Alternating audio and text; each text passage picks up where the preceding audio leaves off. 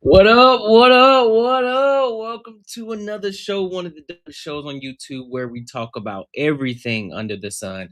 As long as we get back to the money, accountability, real conversations, and real solutions. I'm your host, Courtnee Edgar. What's good? What's good? What's good? How y'all feeling, man? Happy Sunday. Happy Sunday. Happy Sunday. Um, Real quick, bro, because I want to make sure that we have a hard close today. I'm doing strictly 2 hours today. I'm gonna make sure I keep it. I'm gonna keep it strict today. So we gonna be on point today.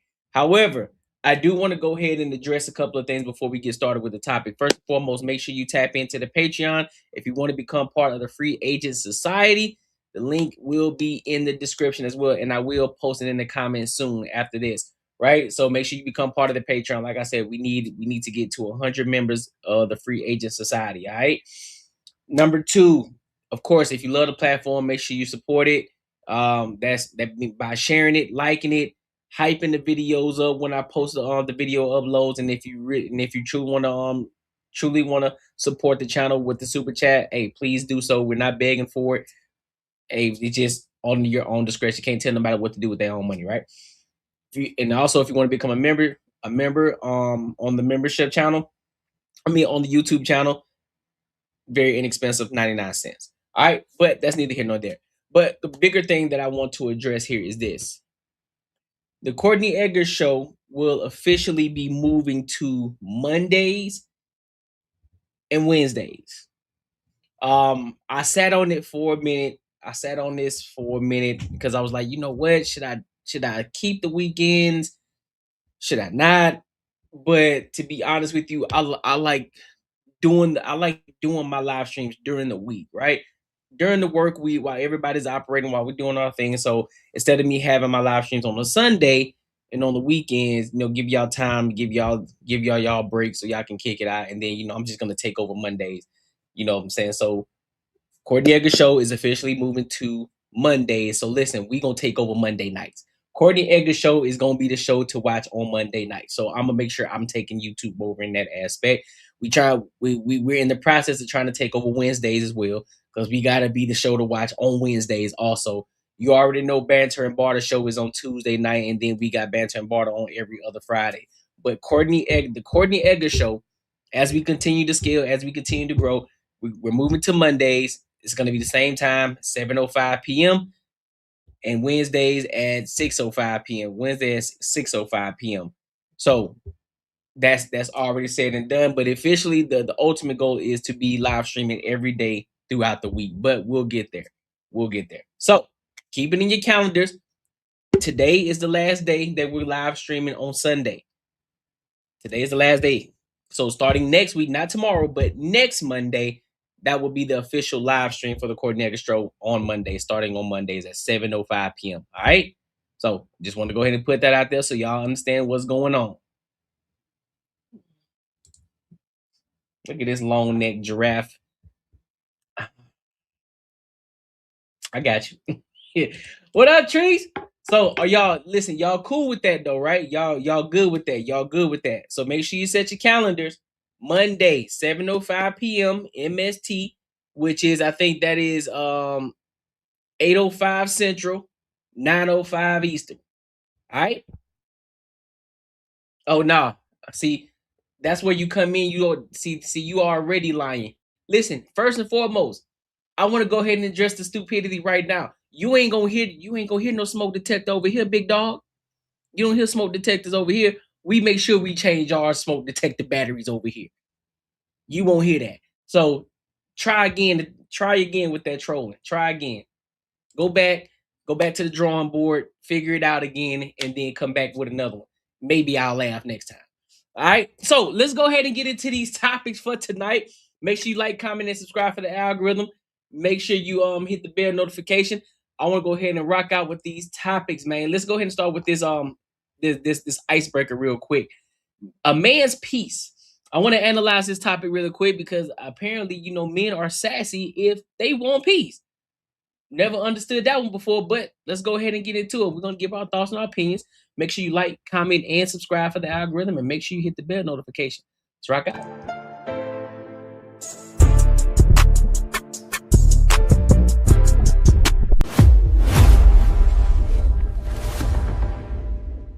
The peace. The peace. That's sassy too. Y'all always talk about somebody wanting peace. That is so. A man wanting peace is sassy. Peace, peace, peace. What is peace to y'all? Because half the Not time, around y'all. Silence. around your I won't homeboys, say that. sassy. I only got to be around my homeboys. I can be by myself. Just not around somebody that's. You mean me time? That's sassy. Huh? Go to work. You say me That's time? sassy. Go to work. A man calling off work too. That's super A man calling sassy. off work is sassy. You're tired. We Go to need work. mental health. Mental health. That's mental health right there. I'm mentally. I can't take a mental health day. No. I can't go to work. You better talk to your rep at work. I don't know. And that's even sassy. You better pray. crazy. Exactly. We see, guys can't do. We can't. We have no That's safe so space. Yeah, I don't understand. I don't know what this is. What up, good luck? 5642. What's good with you? Listen, I don't know what that is. I don't know where a lot of these women are getting that idea from. Maybe it's because they heard it from somebody else. Maybe it's a think piece or something. And they was like, you know what?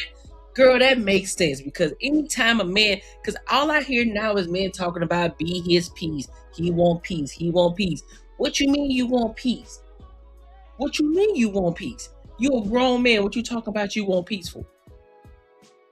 And I'm the more and more that I start to listen to these type of women, I start to more and more understand. It's like, y'all, I don't think y'all like men. Let's be real. I'm just gonna call a spade a spade. I don't think y'all like men. And it's fine if you don't, you know what I'm saying? If you like to play over there on that side of the fence, do your thing. No judgment here. But everything that a man says, or anytime a man says something, some way, somehow, it's gonna get turned into him being sassy, demonized, toxic masculinity, misogynistic, something. Bro, what is up? Can a man not speak? But then when he don't speak up, then he's not emotionally intelligent. He's not in touch with he's not in touch with his emotions. It's always something. Damn if you do, damn if you don't.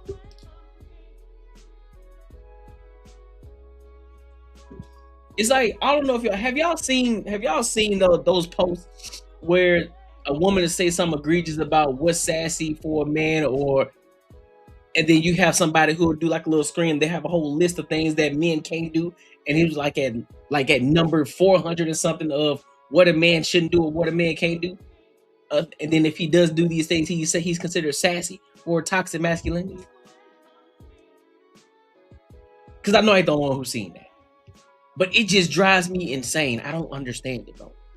You just made it to where we have no safe space. If we do speak on it, we sassy. We don't speak on it. I feel like we're sassy. We don't go to work. I feel like my mental health is being damaged right now, man. With this, she just ripped it completely up. If I have mental health issues, is that sassy too? It depends on what the issues are. Oh my god! So if I come to you as my woman and I'm telling you my issues, I'm sassy. It depends. Yeah, bro. I ain't gonna hold y'all, bro. I ain't gonna hold you. At some point, you just gotta leave them to their own demise. I just gotta call a spade a spade. At some point, you just gotta leave. You just gotta leave some of them by the wayside, bro. You can't take everybody with you. Nah. But it also goes to show you as well. There's a lot of reasons why you just can't listen to a lot of women, bro. You can't. You can't. Because they say some wild things, and it's either one of the two things. They're either trying to be politically correct, or it's on the opposite side where everything's extreme, and then next thing you know, you're either demonizing women or you're putting down women. It's never in the middle. Like, you know what? Let me actually hear what this man has to say. Let me get a better understanding of this man, so that way I know how to maneuver and I know how to operate around him, so that way we can move forward in life. But they don't care, and that's fine. I'm not crying about it. I don't care. Listen, I have no dog in that fight at all, because the ones that's gonna rock with me, they're gonna be the ones that's gonna rock with me. Those are the ones that I've had. But the ones who just talking just to be talking, just don't add any value at all. Cool. Say what you want to say. Don't make me not a lick of difference. Because I'm not looking for your approval. I'm not looking for your validation. I don't care about what you're talking about over there. Oh, you think it's sassy? Oh, okay, cool. Good for you. That don't hurt me either way. I guess what I'm gonna do. I'm still gonna close my eyes, and I'm still gonna get a good night's sleep. Because I ain't gonna lose not a bit of sleep over it at all. Over what you talk about. While you over there struggling, can't find a man, and realizing why a lot of men are turning their back on you and walking away from you. And then you're going to get back on TikTok again talking about, well, all the men aren't approaching us anymore. Men, what's going on? How come you guys aren't approaching us? Or you're going to have other women are saying, listen, fellas, where y'all at? We got girls at the brunch having brunch, and it's all a bunch of girls and there's no men there. Men, how come y'all aren't coming to the brunches anymore? That's why, because apparently anything that a man does is sassy or toxic masculinity. So what's the point of being around you for? So now they rather protect their peace. They're rather like, you know what? You a headache. I'm good. I've been chilling over here by myself. I've been kicking it. I go to work. I do my thing. Some dudes play the video games. Some guys dive heavy into their work and they just get busy. So they're not focused on that, and they're thriving in life. You know, they're happy. They're getting into the gym, getting their body right. They living their best life. They living their best life. And then here you come. Trying to bring the toxicity into that man's life. That's why he say, listen, you see how I'm operating. You see the things I'm doing. Don't come in here and try to deter that. Don't come in here and try to mix the pot. This is how I'm operating over here. Can you operate in this space that I'm operating in peacefully? No? Well, you got to get going. You got to get going. I'm not finna do this with you.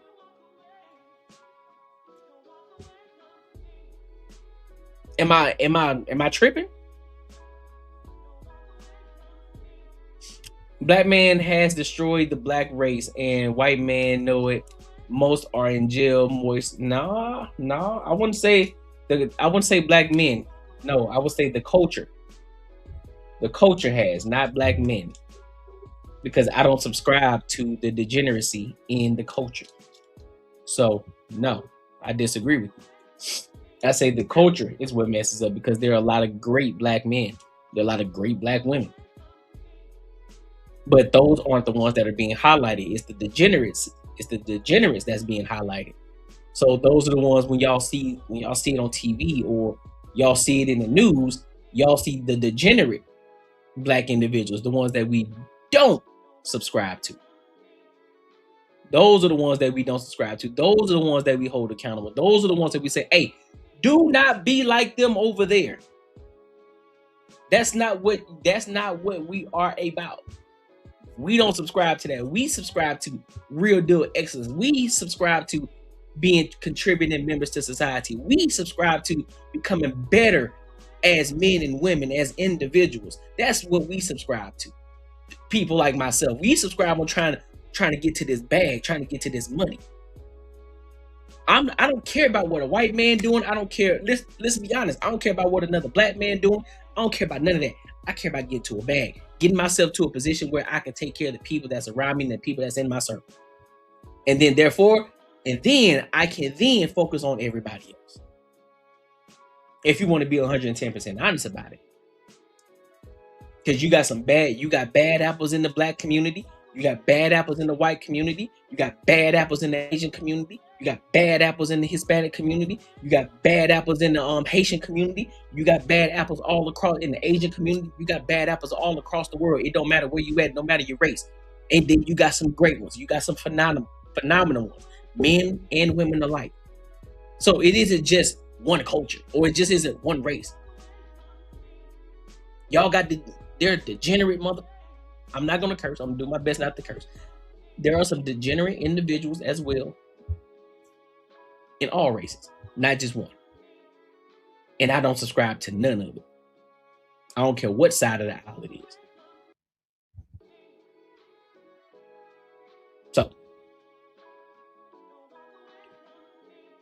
So you feel what I'm saying? But hey, if you gain any value from this video, make sure you like, comment, and subscribe for the algorithm, and make sure you hit the bell notification, and don't forget to tap into the Patreon to become part of the Free Agent Society. Listen, if you enjoyed this video, be sure to check out either of these two videos right here, and make sure you share this post with your friends and your family.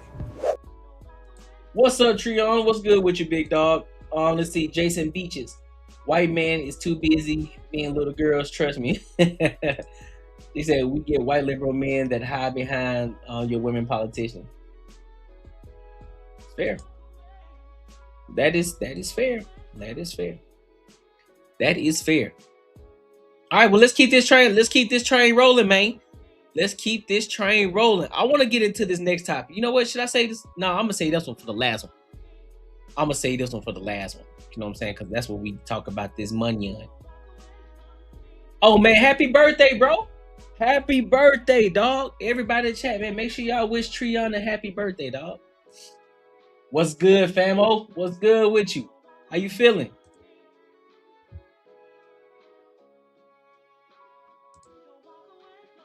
Yeah, let's get into it. I want to go ahead and get into these topicals, these topics. All right, what we got?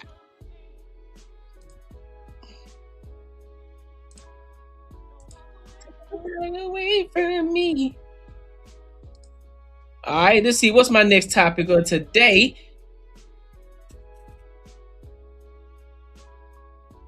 Okay, we'll talk about that one a little bit later. I don't know if I want to talk about that. We'll see.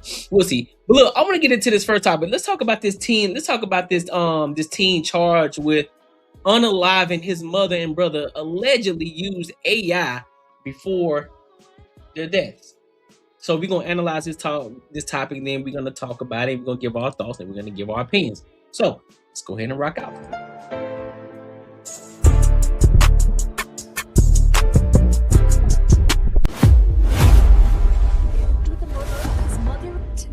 Massachusetts, a teen charged with the murder of his mother and younger brother.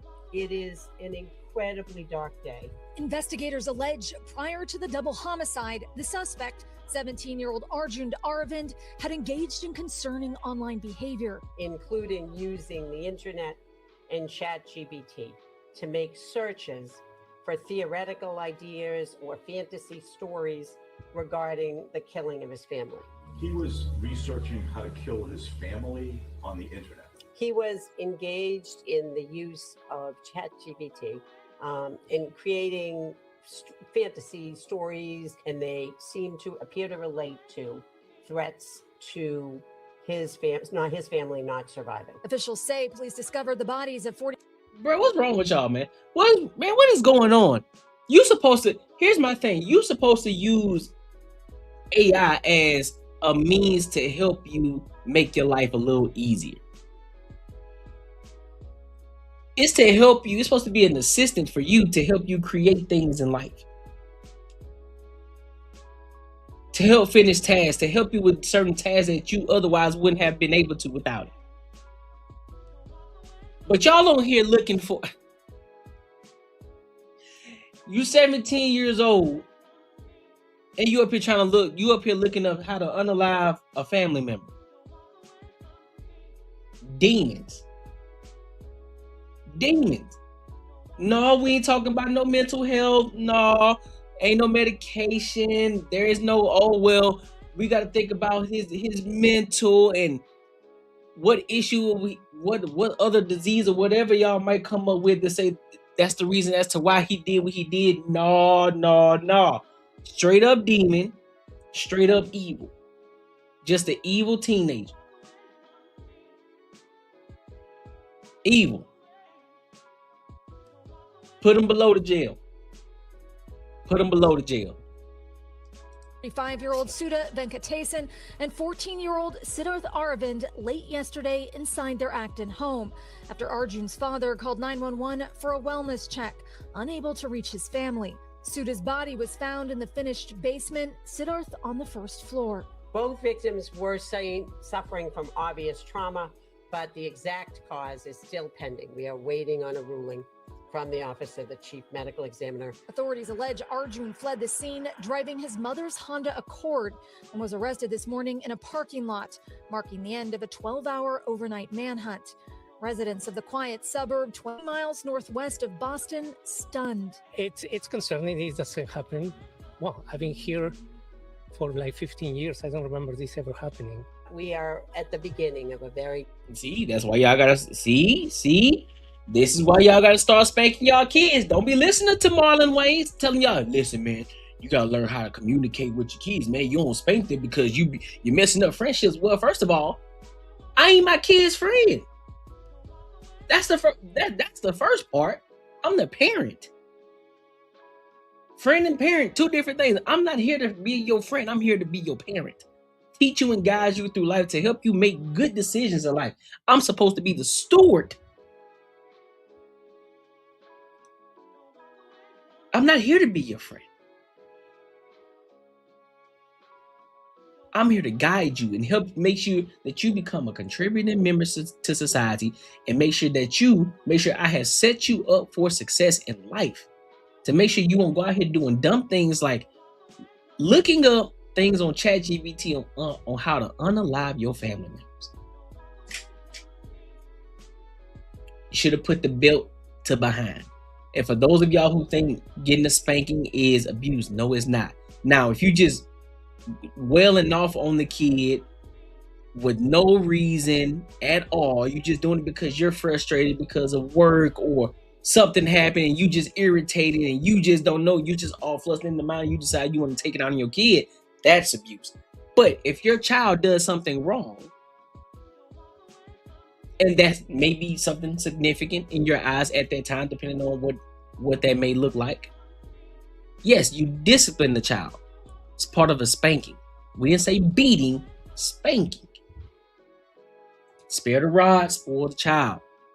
So just as much, it's just like what I say, listen, I can give you as much credit when you're doing things right. Spoil you. You're doing everything right. You're doing what you're supposed to do. So therefore, we're going to give you the praise for it. But when you mess up, you have consequences. You have to be held accountable for your decisions. And sometimes, yeah, it may result in talking to. It may result in sitting down and having a real conversation so that way we can get a better understanding. But that does not mean we never going to give you a spanking, because there may be some times where just having the conversation alone just ain't going to cut it. I'm going to have to get that belt and I'm going to have to put it to your behind. So that way you can understand where I'm coming from and you can understand the magnitude of the situation, of the decision that you made and what it caused you. It happens. And that's why you start to see back then, we knew better. Yeah, some kids were just bad and they still would do it regardless of the situation. But we still had that sense of, all right, listen, there was a line. Like, all right, listen, I ain't gonna cross that line because, man, I ain't trying to get no whooping, bro. Like, I ain't got time. I ain't got time for it. But a lot of y'all doing these 5-minute timeouts and you're trying to be your parents' friend. You're letting your friend, letting them do whatever they want to do because you're trying to appease them. Nope. You are responsible for that kid. So you brought them into this world. So therefore, you need to discipline them properly. Let them know what it is. If you got to instill a little fear in them, do it. That's what you're supposed to do. Because the kid is supposed to honor the mother and the father. That's what they're supposed to do. Am I wrong? Dark and long process.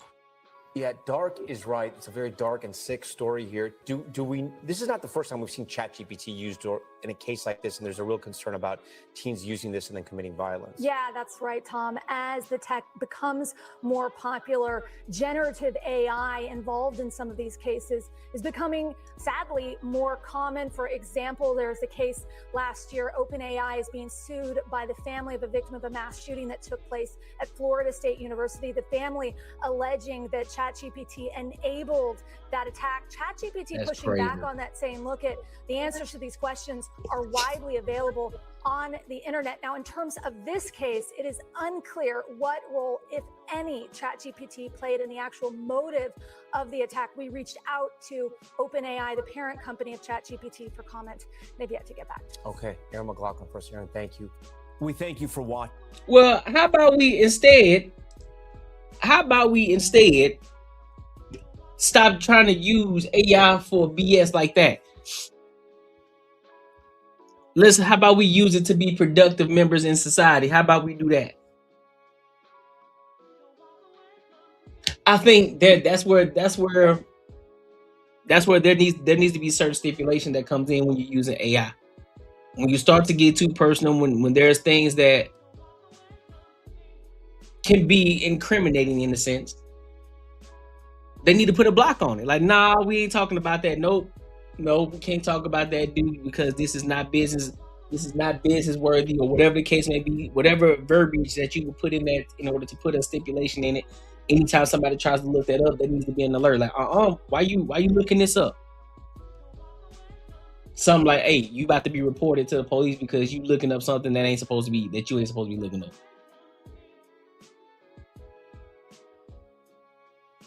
Why not at this point?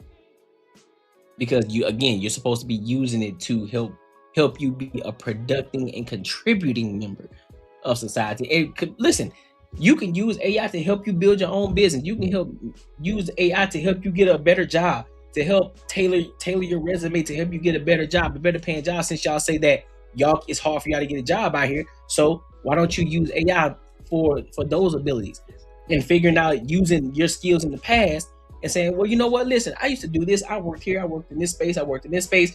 Can you combine all of these skills for me and tell me what skills that I can, based off of the skills that I had in my previous job, can you then analyze what these skills can translate into in the corporate world? Boom, it can give you a whole list of things. And also on top of that, can you give me the breakdown on what's the pay? What's the pay for each one of these positions that I am qualified for based off of my own previous skills? Okay, then once you get that breakdown, then you could tell it, hey, okay, well, this is what I need you to do. I like this position here, so I need you to tailor my skills and my previous resume. I need you to tailor it to this job right here and give it the same verbiage that company would be looking for. Boom. Now you got a whole resume completed out. Now you can just send it off. Things like that, you know what I'm saying? Or what's going on in society right now where I can create or become an entrepreneur to where there's a low barrier of entry, that there's a gray area that nobody has tapped into yet, and I want to be the one to be able to tap into that area, in that space. But y'all up here looking up how to unalive your family members. That's crazy work, bro. That's crazy work. But make sure y'all like, comment, and subscribe for the algorithm. And make sure you hit the bell notification. And if you want to become part of the Free Agent Society, make sure you tap into the Patreon. Link is in the description. Listen, if you enjoyed this video, be sure to check out either of these two videos right here. And make sure you share this post with your friends and your family.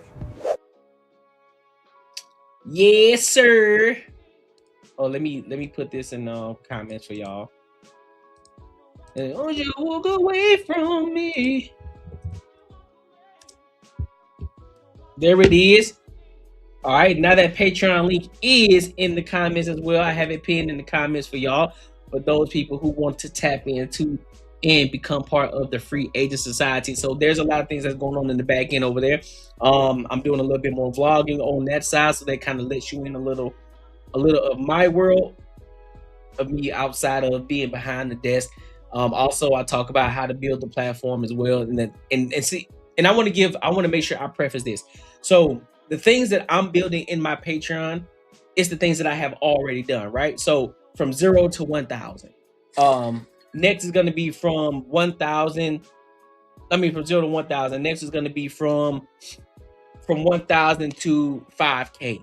Things like that. So things that I'm doing in real time, the things that I'm actually building in real time, and how I'm investing my money into my brokerage account, and how I'm stacking up my bread and using my 401k and using my 9-to-5 job to help me stack my bread up over time, as well as using the money that I'm making from YouTube to invest that money as well. So those are the things that I'm talking about in my Patreon. And so we talk about things on a deeper level in that aspect, right? So that's what we're doing over there in the Free Agent Society. So if you're somebody who wants to be a part of that, and just learning from each other and building something and building a strong, huge a community of stepping away from what everybody else is doing, right? So that's what the Free Agent Society is about. It's about stepping away. It's about stepping outside and thinking for yourself, being that man and woman. It's like, listen, I don't want to be a part of that. I don't want to be a part of the go along, get along gang. We doing things different over here. We looking at things from a different angle, from a different perspective. So that's what we do over there in the Free Agent Society. So yeah, if you want to tap in, if you want to become part of that, make sure you tap into the Patreon. All right. Cool. What up, Food Carrie? What's the word? Shout out to you. Shout out to you for the floating heart gifted. I appreciate you. All right, what we got next? Ooh.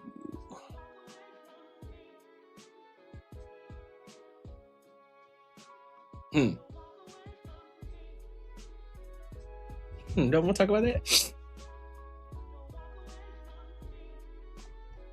We good. I don't need to address it.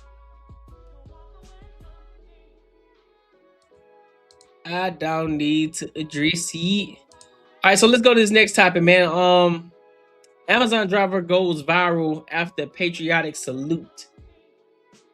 So I want to play this video, then we're going to give our thoughts and our opinions. So let's go ahead and rock out.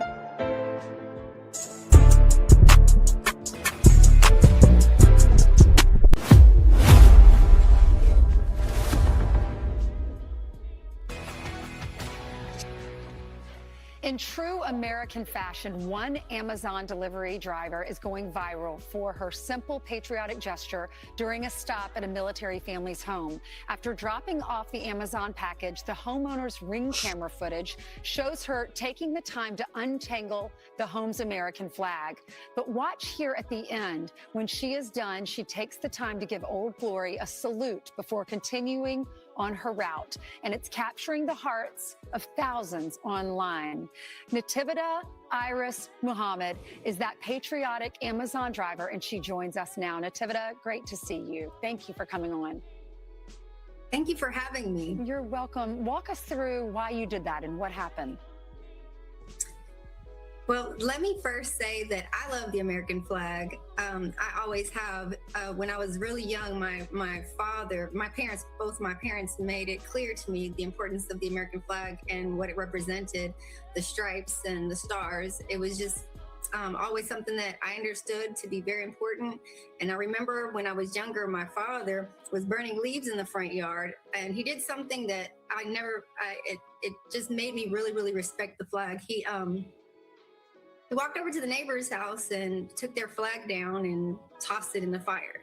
And I was in complete shock. And then he went over to the porch and grabbed a Walmart bag and pulled out a brand new flag and went and put it up. And he explained that it was important for the that we respect the flag and that it never be tattered or faded or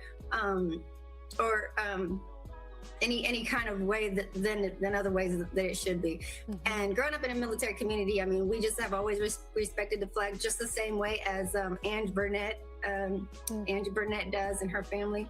And I think that's dope. I'm gonna be honest with you. I think that's dope. I think that's fire. You know, it's being a patriarch for society, man. Where's that? That's what make America great again. That's what it was about. You know, everybody else who talk about, well, what about America that was great?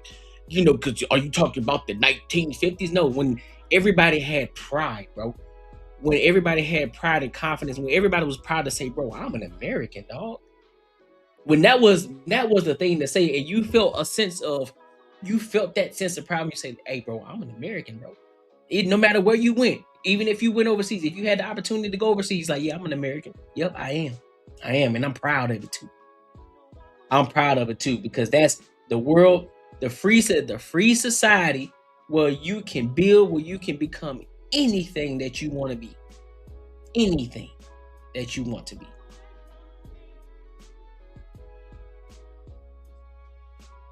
Home of the brave.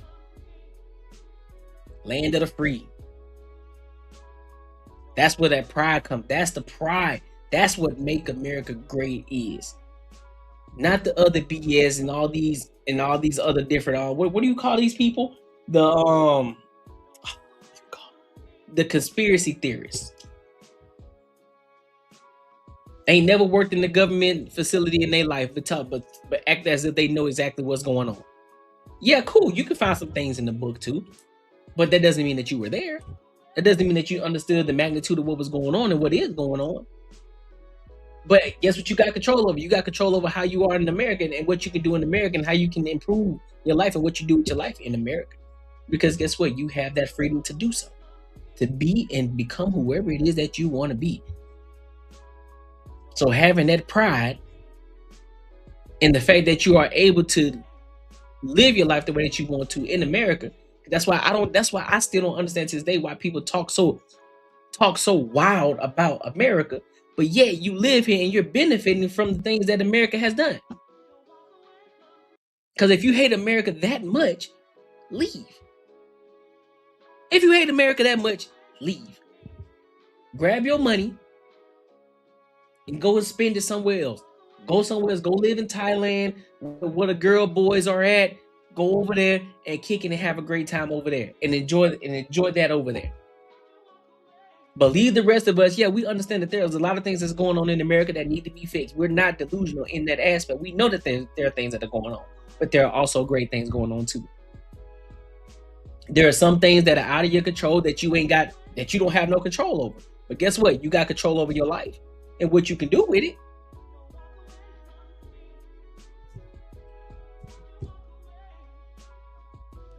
Instead of blaming everybody else for your problems, why don't you fix your own problems? You put yourself in that predicament, so get yourself out of it. That's why pick yourself up by the bootstraps. That's the thought process of it. Like, listen, you grown enough to make decisions. Guess what? You grown enough to make decisions that's gonna put you in a messed up predicament, and you are grown enough to make decisions that's gonna put you in a better predicament. So when I walked up, I do salute every flag, but there was something about this property. You could tell that there was a lot of patriotism. The yard. Look at it. Look at the grass, well-groomed grass, trimmings. The edges are clean, sidewalk clean. Look at the brush. Look at the flowers are well planted. Everything is nice. It's not looking all ragged. It just looks like the trees are trimmed. Look at the tree in the front yard. Just clean. Everything they take good care of their home. Whoever that person is. Look at the driveway clean, everything. Immaculate, and just the placement of the flag. When I turned around and seen it, I just felt like I needed to rescue a friend. So I couldn't walk by, and so I unraveled the flag, and I just felt like a salute. Again, I always salute the flag, but I took another look at it when I walked back. I don't know if anybody's seen that last little look before I completely turned around, just to give it the respect that it deserves.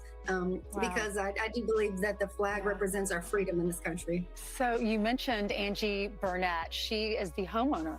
She saw the video and she said it was so meaningful. Her husband's a vet and her nephews served. This is what she wrote on Facebook. My husband's a veteran and 2 of my nephews have served our country. So the American flag isn't simply a decoration on our porch. It represents sacrifice, service, freedom, and the people we love who have worn the uniform. Thank you for taking those extra few moments. Thank you for treating our flag with such respect. Thank you for reminding us that there are still people who understand what that flag represents. Thanks. And then she said, please, if y'all know who this is, I want to track her down. How was she able to track you down? Apparently it had already gone viral. So Amazon, a shout out to Andre at Amazon Public Relations. He reached out to me and he said, I know you know about the viral video, and I had not. So my Facebook had been deactivated for quite some time because you know a lot of the political back and forth, you know, it was just jarring to me. So I just shut down Facebook, and I did turn it on. And actually, when I went to the first news conference, I still hadn't seen the video. I'm so sorry. Our show is over in 9 seconds, but God bless you. Thank you so much. It was wonderful, and we need this. Be sure. Well, damn, they cut her off quick. They're like, hey, Shorty, you got to get to it. But no, man, shout out to her, bro. Shout out to her. Need more like it. Need more people like that. That's dope. That really have a pride for this country. You know what I'm saying? And understanding the actual representation of the flag. Cool. For those people who say, well, what about the bad things? Cool. We understand that bad things happen in all countries, right? There are a lot of egregious things that happen in all other countries, not just over here, right? So we understand that. But you were born here, you were raised here, you live all of your life over here, good and the bad. So you should have a sense of pride. Or you can leave. Simple as that. As simple as that. But make sure you like, comment, and subscribe for the algorithm, and make sure you hit the bell notification if you want to become part of the Free Agent Society. Tap into the Patreon, link is in the description as well as pinned in the comments. Listen, if you enjoyed this video, be sure to check out either of these 2 videos right here. And make sure you share this post with your friends and your family. Yes, sir. Yes, sir. What up, King T4? I ain't seen you in a minute, big dog. How you been?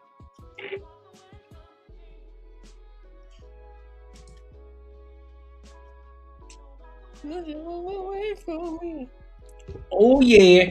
All right, so look, let's go ahead and get into this. I want to go ahead and get into this Oprah topic. I came across this video last night, actually. I was like, this might be interesting. And so it's a show about women quietly quitting marriage. Quietly quitting marriage. So I want to analyze this. I want to give my thoughts on it. I want to give my opinions on this because I thought this was interesting. I have not watched it. So this is me blindly watching this, and then we're going to give our thoughts and our opinions on it. All right. So with that being said, let's go ahead and rock out, my good people. And I'm realizing, you know,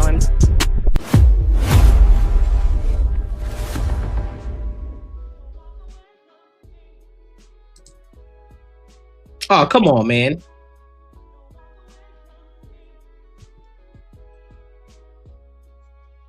Oh, here we go with this. This is gonna work because I can't be in a marriage by myself. Everybody went. Mm. Amen, Keisha. Amen. Amen. Amen. Amen to that. Yes, you wanted to say, Julie. Well, I mean, there's a lot of layers here. I think that first of all, I think you're doing the absolute best job you can with what you have, you know, and the grief is basically your nervous system saying there's been a death here, and the death is the loss of what I had hoped this relationship would be. And, you know, it's hard, you know that, but there is a lot of empowerment on the other side of that, because being in a situation where you're reaching for something over and over and not getting it is very disempowering. Yeah. And so I just, you know, I'm happy that you were able to get through the painful part. Absolutely. Disempowering is a great word, because for the longest time I was like, do you even like me?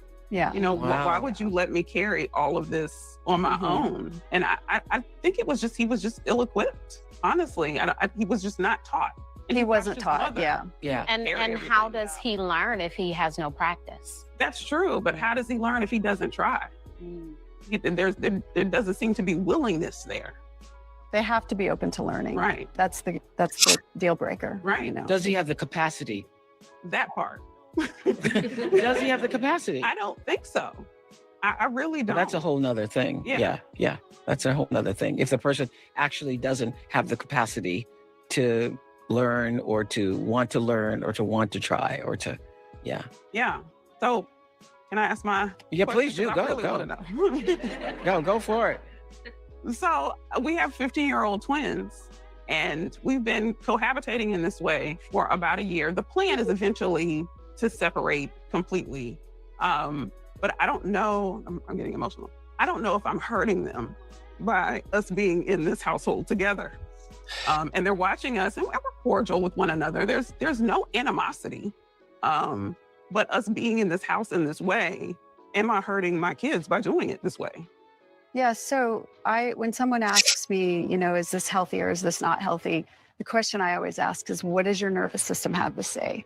So if you're walking around, and your kids are walking around feeling anxious or tense a lot of the time, then that is a sign that maybe it's time to consider some other options. I think what pissing me, because here's the thing, bro. I can be objective, right? I know there are some men out here who aren't really trying in their relationship. I can be objective. But here's the problem though. Why aren't we asking questions? Because let's be real. For people who can't see through the veil, for the people who got the veil over their eyes, they're gonna be like, oh my God, man, this dude must be insane, bro. Like, what's wrong with these men? But now I gotta ask the question, is it all him? Is it all him? Every single situation, you see all those women in there. So you're meaning to tell me that all of y'all in there are saying that you aren't the problem? Or you don't have a part in this situation? It's, oh, you've been doing all of this, you've been doing this, you've been trying to be the best person, you've been trying to make it work, but somehow, in some way, he is the one that isn't doing it. We had this conversation on the Banter and Barter show on Friday. It's always some way, somehow, it always reverts back to the man. But then we ask you, what is it that you're doing? Because we talked about peace earlier, right? Are you being a peace? Are you the one that's nagging him? Are you actually having a conversation with this man? Or is it that you claim that you wanted a leader, but instead you wanted him to lead the way that you want him to lead, and you don't want him to do it the way that he wants to do it, or the way that he needs to do it, or he sees fit? But yet we're having these conversations. Now, again, I'm not saying that all these women up here aren't going through anything. That's valid, cool. But again, this is why I have problems this is why it sucks. It's great for these women to have these spaces, but I also believe that it's more important to have men in these spaces too, because like, listen, hold up. So I hear what you're saying, I get it, but you aren't seeing it from his angle either. What is it? What's his thought process of it? How does he view it? There's three sides to a story: his truth, her truth, and the truth. And the one that matters the most is the truth. What's the truth in this situation? What's the truth in the matter? Every situation isn't fidelity. Every situation isn't the man cheating. No. That's not always the case. Talk about you feel out of love, or do you even like me? Well, let's peel that onion back. Was there something that you did? Was there something that you said? Is there a way that you behave and move around him? Do you talk to him like you're his kid? Like that's your kid? Do you not give him the proper respect that he is just because he's the man of the house? Do you think you run the show? And because he's not on board with how you want things done, then all of a sudden he don't like you, or all of a sudden there's some sort of resentment? These are the conversations that we aren't having. It's always, well, aren't you the leader? Okay, yeah, I am the leader. So therefore, if I tell you to shut up, that means shut up. Now that's just it. That's just using that as an example, because most men who are respectful, kind men, they're not going to tell their woman to shut up. 9 times out of 10, they're not even going to argue with their woman. They're going to have a conversation. There may be disagreements in it, but they're going to talk to each other respectfully, right? That's what a respectful man would do. That's what a kind man would do. I'm not talking about the self. I'm talking about men. We're not going to sit here and argue back and forth. Like, why am I going back and forth? Cool. We can sit down and have a logical discussion about whatever it is that we're talking about. You may feel some type of way. I may feel this other way, but we're talking about it. We're having a discussion, not an argument, not a debate.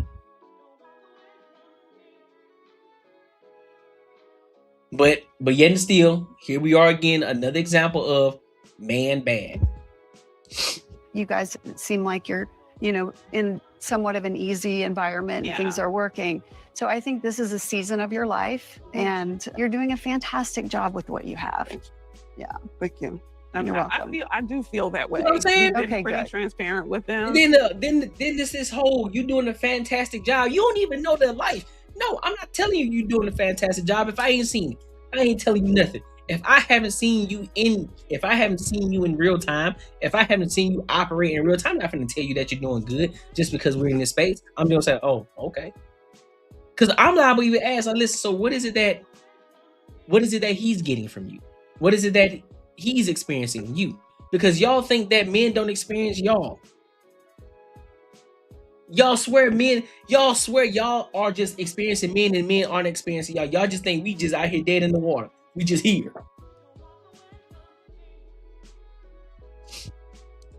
And for the most part, they're like, look, Mom, we just started high school. We're sorry y'all are going through that, but So, yeah. that's really the sentiment. And you know what? That's a testament to you that your children aren't wanting to take care of you. So you're doing a fantastic job. Yeah. Thank you.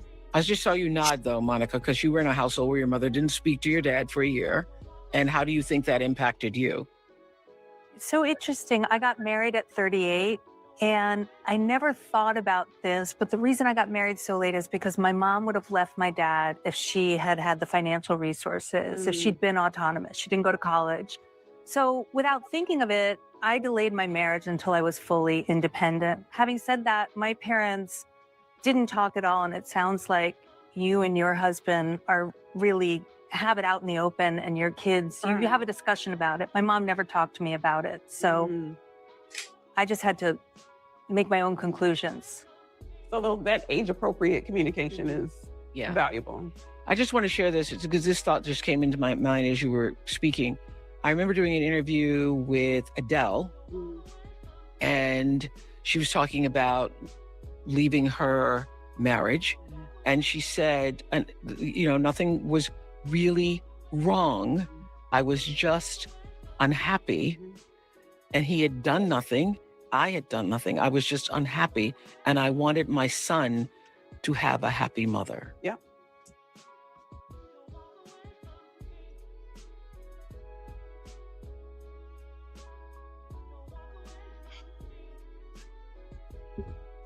Bro.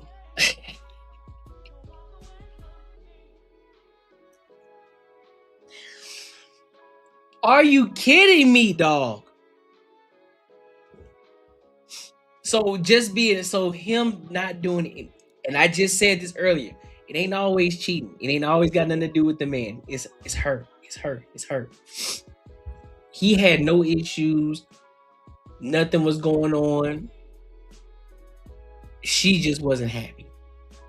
So because you weren't happy with yourself, I'm guessing that's what it is. You weren't happy with yourself. You decided to break off a relationship.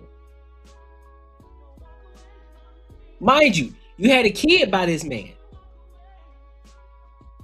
I wouldn't be as judgmental if it was just y'all two. There was no kids involved. I'm like, it is what it is. Well, at least they have kids together. So let's be honest, there's really no true tie there. However, you agreed upon a covenant, right? A covenant in a relationship. That's just as what they used to do back in the day, right?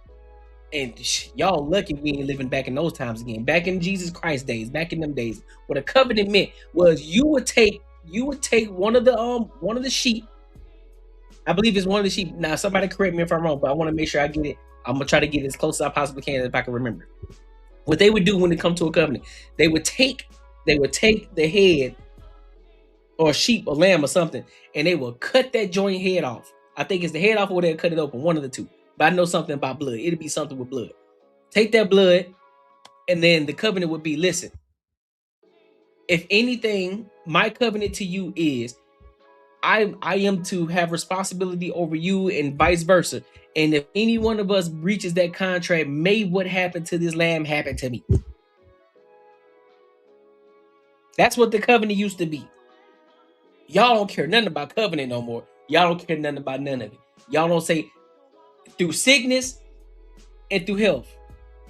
For rich, for poor. Does it till death do you part? Does that say through happiness? Does that say it through happiness? I don't think it say happiness. But that's because it ain't important. It ain't important. For rich or for poor, through sickness, through health, to death do you part. And yet, y'all leaving because you ain't happy. Because you can't tame your emotions. You can't figure things out. You act as if you got to get out of the marriage in order to figure some things out.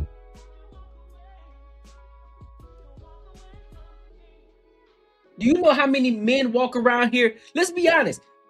I can guarantee you can walk up to any man that's married right now. You can ask him, hey, bro, are you happy? They'll probably tell you now, I mean, I'm straight, I'm cool. But if you break it down to the nuts and bolts, they may not be happy, but they're trying to figure it out. They're trying to get to that point of happiness.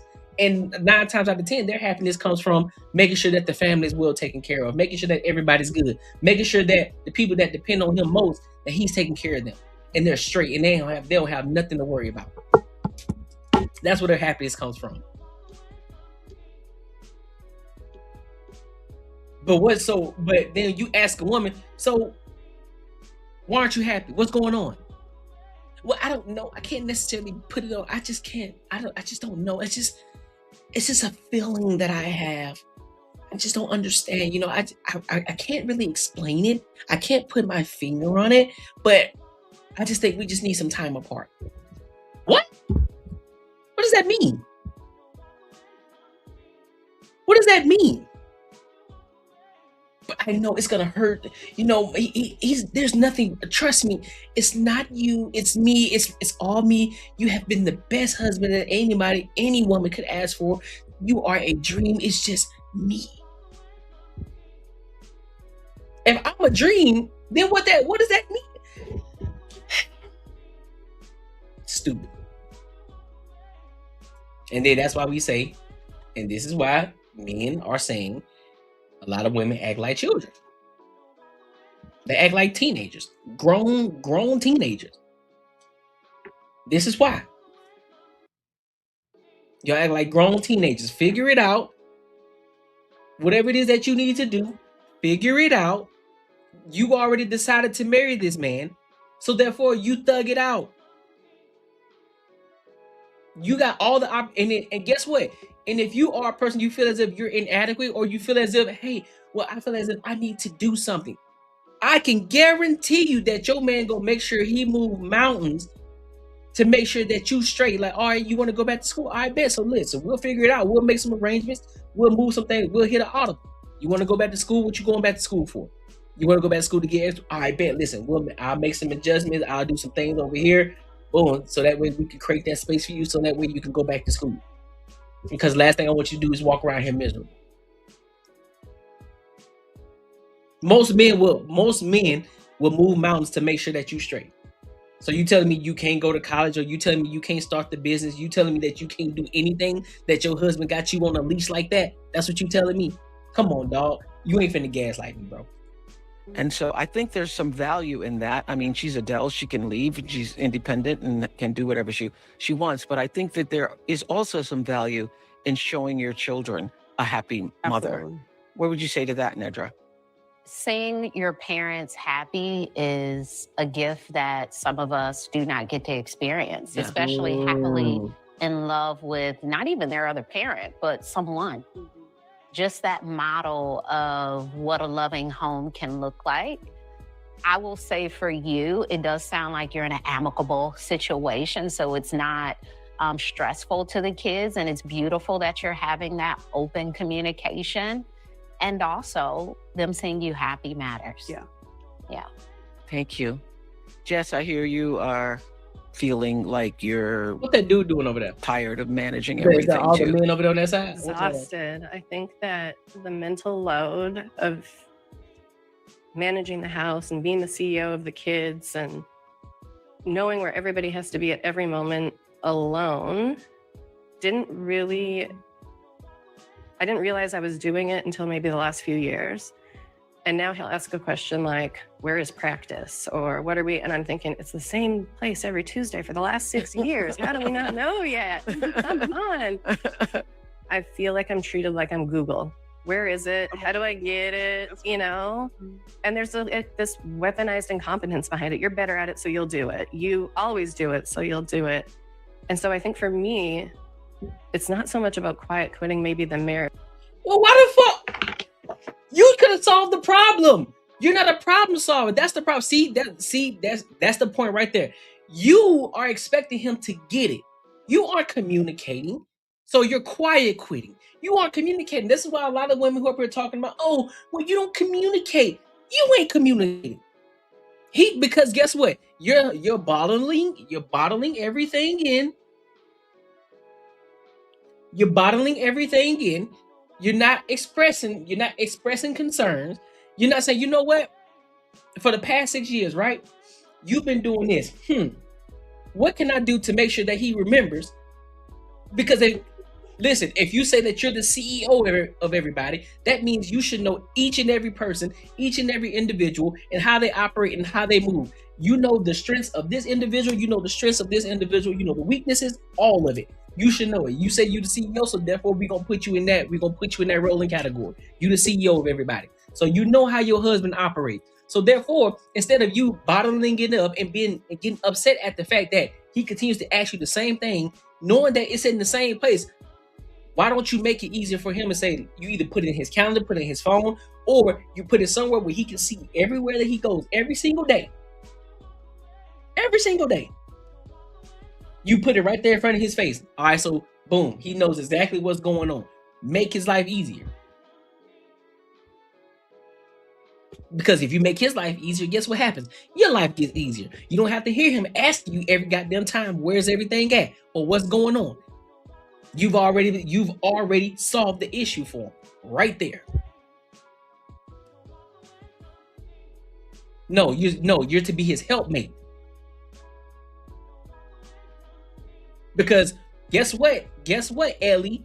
We don't know what he's doing either. He may be working. He may be a busy man. So he may not have time to sit around and worry about the things that she should be taking care of, correct? She's a stay-at-home mom. She's a stay-at-home mom. So you sitting here telling me that as a stay-at-home mom, I need to make sure that I'm taking care of everything. Because she pinned herself and she coined herself as the CEO of everybody, right? She coined that. So therefore, she wanted to coin herself as a CEO, so act as a CEO. Move like a CEO. Understand your personnel and how they operate and how they move. She's taking care of the home while he's out there working, getting the bacon. She don't have to stress about the bills. All she's focusing on, she's worried about who got to go to soccer practice or who got to go to piano lessons. And she's upset at the fact that he keep asking her, and it's the same thing for the past 6 years. Okay, well, you should have gotten that out the way the first year. Like, you know what? You ain't finna keep asking me this for years to come. So let me go ahead and make your life easier. Put a calendar in his phone. Give him a calendar that has an alert on it that lets them know, okay, bet this is what's going on. All right, bet. So he can be in the loop. Because I'm pretty sure there are things that she don't know that the husband is doing that he probably already solved the problem for her that she don't even know about. But we don't want to have that conversation though, because it's always about what the women do. It ain't never. We always have the conversation. It's always, oh, woe is me because I'm doing this, because I'm doing so much as a woman. I'm doing this. Okay, great. That's great. You're doing phenomenal. Now, what is that man doing for you? I'm pretty sure he's doing a lot. First of all, you a stay-at-home mom. So the fact that you are already you are already in a position where a lot of women want to be in, that's talking like first world country talk to me.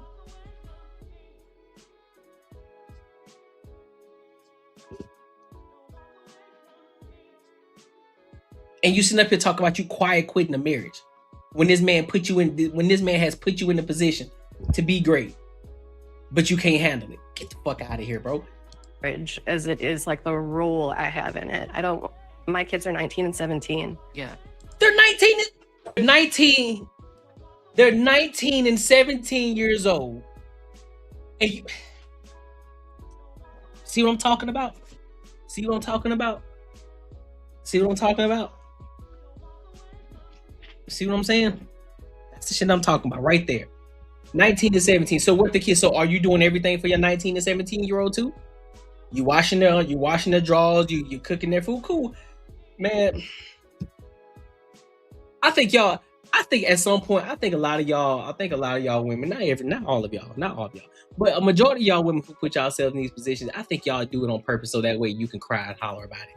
So you can scream and get the praise get some sort of praise, like I'm doing all of this, I'm doing this. Well, you could have made your life so much easier. You could have literally just been the mom. You could have just been a wino mom because everybody's taking care of your 19-year-old. They're washing their laundry. You could have been teaching them how to cook their own food. Go make your own sandwich. Go cook your own food. You got it. Tell that 17-year-old the same thing. I'm pretty sure they got their own vehicles and own cars, so therefore they can drive and go to all these different places by themselves. You don't need to be there. So what are you talking about? What do you talk about you being quiet or quitting? What up, real life PJ? Hey man, get to it, man. Praise the Lord. Praise the Lord. Oh, letting you know, real life PJ too, bro. We're gonna be moving the show to Mondays too. So it won't be no more weekend shows. It's gonna be all during the week. But this is crazy, bro. You're speaking for a lot of women right now. As you're saying this, I'm thinking, I mean, all the women are saying, aren't we managing everything? Yeah. You know, I just feel like now maybe there's a little bit of time to figure myself out. And I'm realizing, wait, I'm still momming. It's just not as much these two. And I'm realizing, you know, I'm doing it over here too. Look at all the amen. Y'all have poor management skills. You know what? I'm starting to see it. Y'all have poor management skills. You have poor management skills because first of all, you don't know how to delegate. You think that you need to do it all, right? You got two handy capable boys in the house that can help you around the house. Two of them. Because I'm pretty sure, because you said 19 to 17, they're in the house. And you mean to tell me, what up, Crown Me? Fear being mean? What you mean they fear being mean of what? That goes back to parenting too, that I was just talking about earlier. I ain't here to be your friend. Those are your kids. Tell them what the hell. Get y'all lazy asses up. Go clean. I need you to clean this space over here. I need you to clean this over here. I need to make sure that shit is spotless over there, and I want it done right. No questions, no thoughts about it. No questions, no nothing. I'm taking it. If I gave you cars, you ain't going nowhere. I'm taking your keys until you clean up everything in this house. Because y'all live in here too, so therefore, nope. Go wash and fold your own clothes. I'm going to teach you how to do it. I'm going to show you how to do it the right way so your clothes won't come out musty. I'm going to show you how to do it better. You put the whites with the whites. You put the colors with the colors. Don't mix them together because you're going to mess up your whites. And I'm going to show you how to do it. And you fold your clothes and you put them away your goddamn self because I'm not going to do it no more. You are old enough to do it yourself. What you mean? So now you as a mom, all you got to focus on is whatever else there is that you need to focus on. So now, all right, bet. My husband continues to keep asking me the same goddamn questions and it's pissing me off. So therefore, give myself some peace and serenity here. So let me go and put this thing in the calendar. Let me give him a sticky note or something on his mirror or something so he understands what we got going on for the day. We got technology now, so everybody has a phone. So you go on your phone and you can send them a calendar, you can send them a text message, you can send them everything. You can even send them a voice message. Like, hey, listen, we got this going on today, we got this X, Y, and Z, blah, blah, blah, blah, blah. And then you double down by sending them a calendar right along with it so they can't forget. So they can't say, oh, I forgot. No, you didn't. No, you didn't. No, you didn't. I called you, I texted you, and I left you a calendar with a notification on to let you know what time we was going to be doing it. And it gave you a 30-minute notification on a 30-minute before notification. So I know you knew what was going on. So he ain't got no excuse. He can't back up out of that. Now your peace, now you're at peace. Now you're like, all right, now I can breathe a little bit because everybody's doing something. I'm chilling. But somehow, isn't, man, y'all so. You know, this isn't new.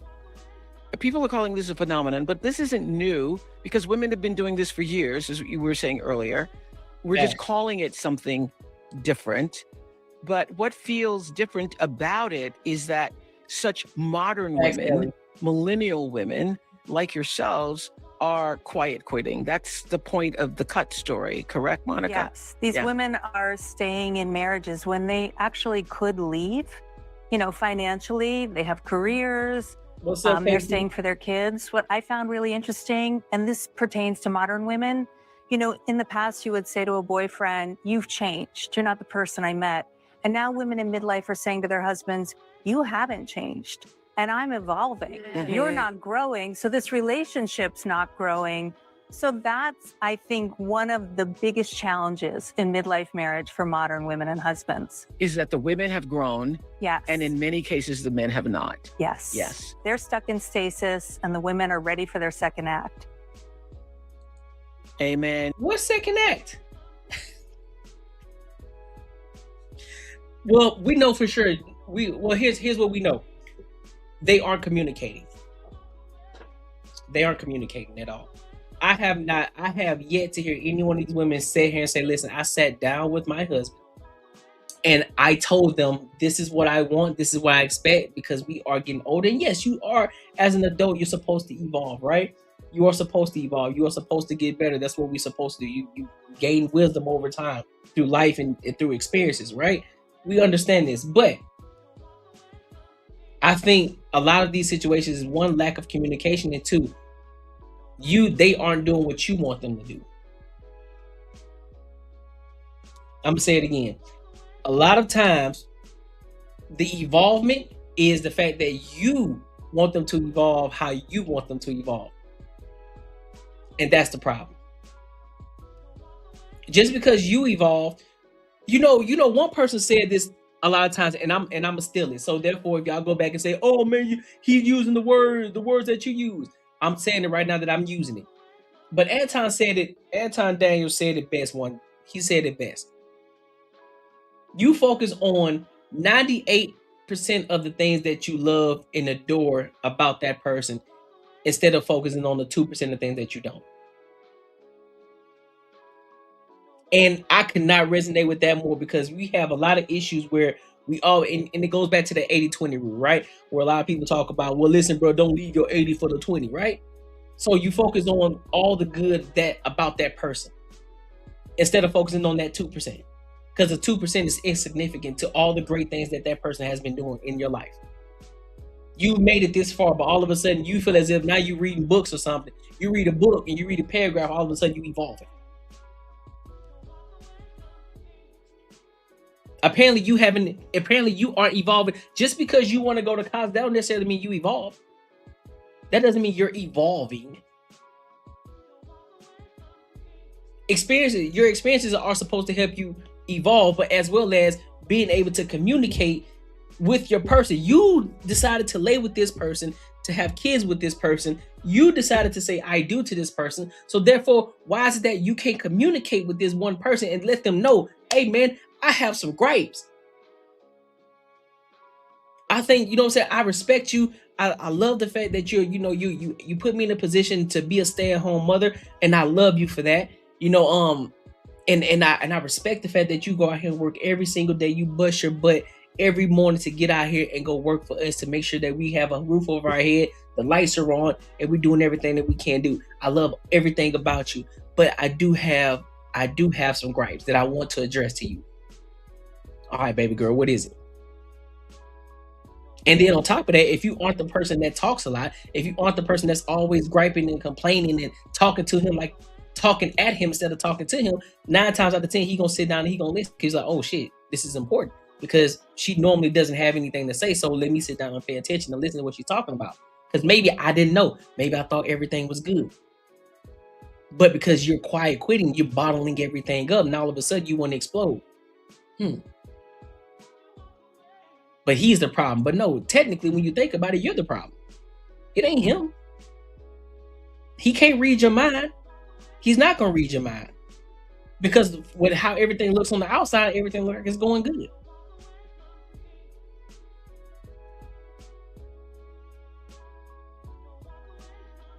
So I don't understand it, bro. Amen. Amen. Okay, what is your question for Nedra or Julie? My question is, am I withdrawing because we're in an unhealthy spot and something needs to change? Or is it because I've given up doing any vulnerable work? You know, it may. Oh, hold on. You what? We're in an unhealthy spot and something needs to change? Or is it because I've given up doing any vulnerable work? You don't want to do any vulnerable work. You don't want to do any vulnerable work. I don't think, and here's another problem. I don't think the problem, y'all ever been in the situation where you had to step outside of yourself and realize, you know what? The outside isn't the problem. I'm the problem. I think that's the issue. No, I know what you mean, Ellie. I know what you mean, Ellie. I think that's the problem. I think people don't evaluate themselves enough. People don't audit themselves. They want to audit everything else external, as if they aren't the problem.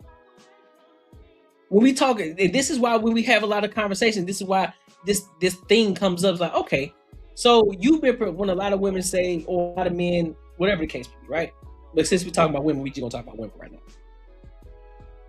When a lot of women say, okay, well, I've had these many men, I can get whatever man I want, or I've been proposed to several times. Okay, so why didn't you get married?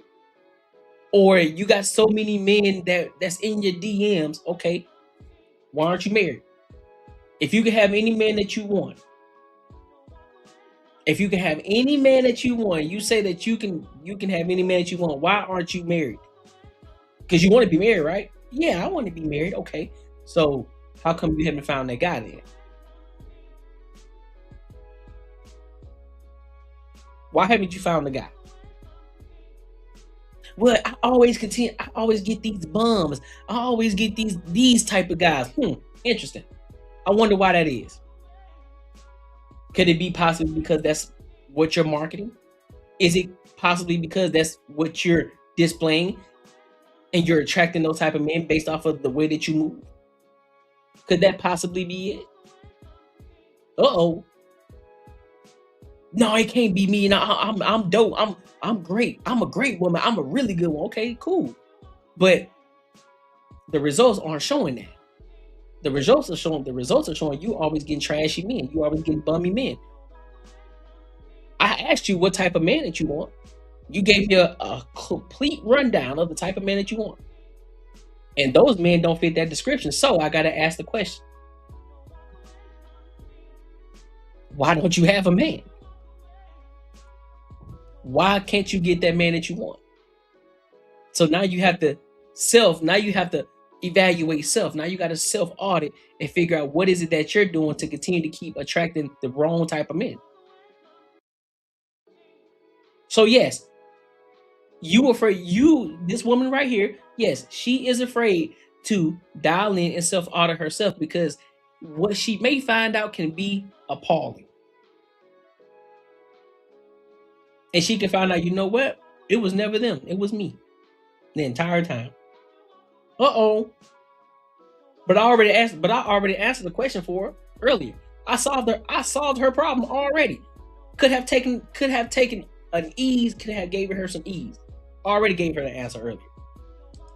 It makes me think of what is your role in other relationships, even outside of this, because I'm hearing a lot of responsibility and taking on duty. So is that your role in the family, your role at work, your role in friendships? Like, Everywhere. how do you step back in a way where you can preserve self? Yeah. In a lot of scenarios. And it sounds like there's been a lot of over giving at home to the point that people are like, I don't even know, like, what should we do here? Because you've taught people how to treat you. Yeah. Yeah. Hyper independence. It's killed me. Yeah.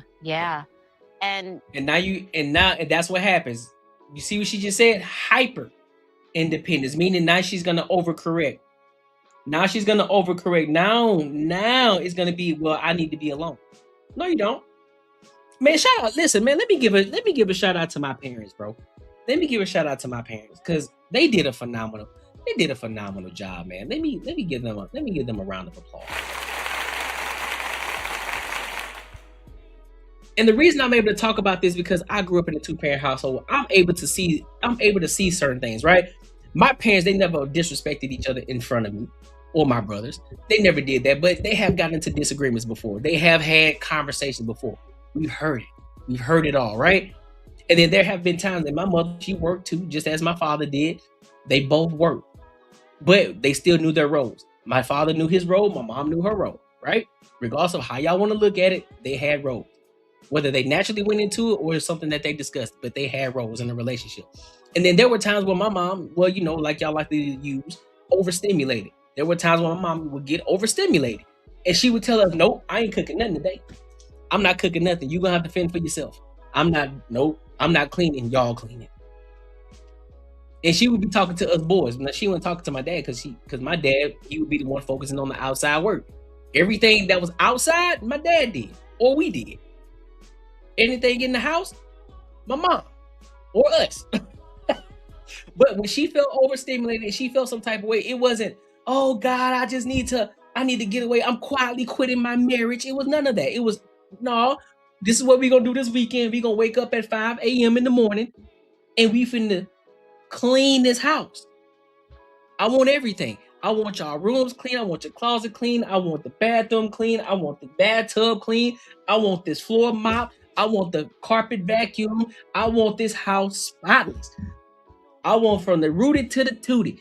Everything clean, lottie-dottie. All hands on deck.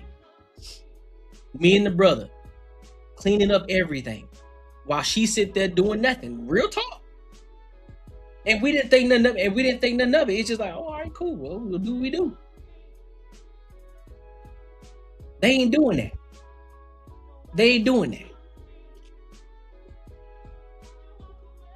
Exactly. That's a phenomenal question, King. What do you mean by overgiving? What do you mean you overgiving? Oh, this is crazy. Your kids are 19 and 17 now. 19 and 17, you're working yourself out of that parenting role. So they should pretty much be able to figure out where their own soccer is, right? And sometimes for people to learn the things that we already know, we have to just leave them. When I work with couples, especially with younger kids, and the mom is like, oh my gosh, I have to do all these things before he takes the kid. Let him leave the house with an ill-equipped diaper bag. And that's how he learns how many diapers to pack. Yeah. We have to let people fail. Drive to the wrong location. Hard. So hard. And let those kids redirect you. And then you'll figure out where soccer is. You'll figure out the entrance. Turn your phone off. Don't be available. Let them figure it out. It's good advice. Drive to the wrong. Why they make it so? Why? Maybe it's just me. Maybe because I'm a competent individual. Maybe that's where I'm speaking from. Maybe I'm speaking from that place. It ain't hard. It's not hard to change diapers. It's not hard to understand what to put inside a diaper bag. Listen, if you are a person that's prepared, like, listen, bro, we always think about what could go wrong. When you're going anywhere, you think about what could go wrong. Just like when they tell you, man, make sure you got some jumper cables because you never know. Your car just might shut off on you. It just might shut off on you. And you may need a jump. And guess what? Everybody ain't gonna be willing to stop. So therefore, you got to know how to jump your own vehicle. I bet. So let me go ahead and buy some jumper cables, right? I'm gonna make sure I'm straight there. When it comes to the kids, if you got a baby, all right, it's a baby. They don't know how to control their bowels. So therefore, I'm gonna make sure I bring a significant amount of diapers with me and wipes. Because the last thing I need is a baby that just pooped on themselves and they ain't got no diapers to change with. No, absolutely not. Make sure you get your milk. Always have the milk. Pack the milk first. Pack the food first. Pack the food first. And then pack all this food in here. I bet. Diapers. Everything always, and on top of that, to make your life easier, put everything right there by each other. So that way you can't forget nothing. All right, diapers, wipes, bet. Get the milk, bet. If y'all do Similac or whatever, make sure you get the little tub. Boom, get that. Get me 2 bottles. Boom, boom. Throw them joints in there. We good to go. We good to go. We out the door. You don't need to punish somebody to understand how to move. Like, listen, I'm just gonna give you the directions. You will figure it out along the way. You got a GPS. Type in this address. Boop, boop, boop, boop, boop. Bet, there's the address right there. You can figure everything else out later. What you mean you punishing people for? See, you see what I'm saying, Ellie? It's so extreme. They acting like they ain't competent. So therefore, what you telling me? So now we gotta peel another onion layer back. So that means to tell me you ain't do your job as a parent. You didn't do a great job as a parent. You didn't let them learn. You took the leash. You held them on a leash that was so tight that they couldn't even move. What you're supposed to do as a parent, you're supposed to teach them and guide them, correct? So therefore, yes, you're gonna let them fail. You're gonna let them fail in a controlled environment. But you still got the leash on them, but you've given a lot of slack on that rope so that way they can go explore a little bit, but if they go a little bit too far, you can come back, come back here. You were doing fine, but you was about to go across that line, so I'm gonna pull you back. You don't need to go there. Go this way. It's simple. Talking about cut off your phone. Okay, you cut off your phone. What if your child's in trouble? Oh, your phone was cut off. You see what I'm saying? You see how dumb that sounds? Just take a step back. You sit down with everybody. Listen, you're 19, you're 17. You should know how to operate. You should know how to move. You're an adult. I'm not driving you to soccer practice no more. You don't need me. I'll give you the address. You put it in your GPS in your phone or in the car, and it'll take you exactly where you need to go. I'm not going. I'm chilling. And you could be honest about, listen, I'm not doing nothing. Don't call me. If you hungry, you got money in your account, buy you some food. I'm not cooking today. And just sit back and chill. And you can guarantee, you could tell your husband the same thing, I guarantee. Yeah, he might be a little upset. Damn, I really wanted a home cooked meal today. But 9 times out of 10, men aren't assholes like y'all think they are. They're gonna be like, all right, bet, fuck it. I wanted some chicken wings anyway. So bet, I'm finna order some food. Well, I'm gonna order DoorDash. You want anything? Yeah, I'll order some. Yeah, you can give me something. Bet, what you want?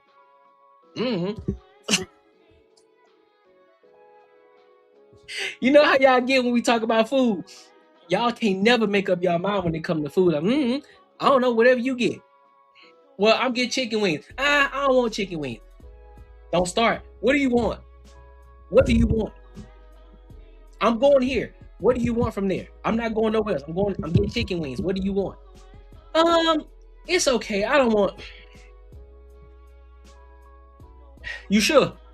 You sure? Because I promise you, I'm hungry and I'm not sharing my food. Okay. Just give me a 6-piece wings and some fries. I bet, got you. And you straight, you chilling. He ain't gonna be upset. He was about to get mad at you because you couldn't make up your mind though. But 9 times out of 10, he's not tripping.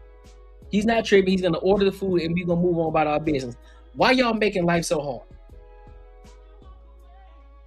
All of y'all stay-at-home moms, y'all making an issue out of nothing. Y'all have the easiest lives. Let's be 110% honest with you. Let's be 110% honest. That's an easy life. It's hard, but it's easy. And once you have a system in place, once you got everything down to a T, you got your schedules down, you know what everybody's supposed to do and how they're supposed to do it. And like you said, you're the CEO of the household, right?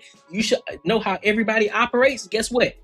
You got everything planned out, so you can literally just sit back and the house can just run on its own. You can just kick back now. But you don't want to do that. But you don't want to do that because you aren't confident enough in the people that you raised. Location, really? They'll get there late. It'll be fine. I know. You're thinking, I can't do that. No, I can't do that. I really can't. See? Okay. So Nedra, in your book, The Balancing Act, you What up, write, DJ? you say, yes, independence is healthy, it's strength, but hyper independence isn't a strength. Too little dependence on others leaves us feeling alone in our deepest struggles and crises. And this is calling your name, is it Totally. not? Is it also 100%. calling your name too? Yeah, All of you. 100%. Yeah. So what do you want to say about that hyper independence? Step back. Step back. Get out hard. of the way. It is hard. It's hard to let them go to the wrong It's location hard, when you but know it the right one. It also lessens the resentment that people won't help. Thank you. Thank you. Thank you. It is a privilege. And again, if a woman wants to go back to work, most men, let's be honest, most men are not going to trip on it. It's like, all right, baby, like you want to go back to work? Cool. Yeah, maybe they may be like, oh, dang, now we got to make some changes. But they're not going to be completely upset about the situation. Especially after the kids, after the development years of from a baby all the way up to about 7 to 8 years old. 9 times out of 10, they don't necessarily, you're good. They're good now. Those critical years that you needed to be home, you were home at those critical times. They're good now. So yeah, you can go back to work now. Ain't nothing wrong with that. Most men ain't tripping on that. What do I need some help with? 0526. What I need help with? Well, they can't. True. So no true. one can help you cook a meal if you're like doing everything and you know how to cut this right and you know. Right. Let people mess up, let them figure it out, get out of the way. If you have to leave the house, if you have to turn your phone off, whatever needs to be done for you to allow people to practice the things you already know. Yeah. So give them more things to do without you being in the middle of it. Julie? Yeah, so Exactly. That's the point. That's exactly my point. Stop getting in the way. Just because that does not mean you have to have your hands on everything. If you teach them the right way, they will do it. Clean the house. If the first time they clean the house, listen, you walk up behind them like, listen, nah, nope. I need you to scrub that right there. See, you can't just wipe on that. You gotta scrub that right there to get that off. You see? Listen, and no, you don't have to get down and demonstrate. Just so listen, take that little thing, get some more of that soap, and you scrub hard into it. You get it off. Oh, you see? Now bet. That's how you clean it. I need the house. And then you give them an example. Like, listen, y'all know when I clean the house and that fresh smell, when y'all walk through the door, it is so clean and so fresh. The floors are mopped, everything's dusted off and clean. That's how I need the house to look. And y'all are gonna be the ones that's gonna do it today. And y'all should do it a lot faster because it's 2 of y'all. It was just 1 of me. And if I can do it by myself, I know y'all can do it in half the time. So let's get to it. And you take a step back.